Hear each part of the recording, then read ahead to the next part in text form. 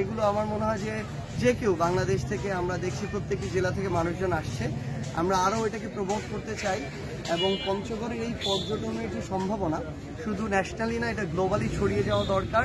ওই অনুযায়ী অন্তর্বর্তীকালীন সরকার এবং পরবর্তীতে যারা নির্বাচিত সরকার আসবে তারা যেমন কক্সবাজার নিয়ে ভাবে, তারা যেমন আপনি দেখে থাকবেন যে অন্যান্য সুন্দরবন থেকে শুরু করে এই জায়গাগুলো নিয়ে ভাবে, পঞ্চগড়কে নিয়ে আলাদা ভাবতে হবে।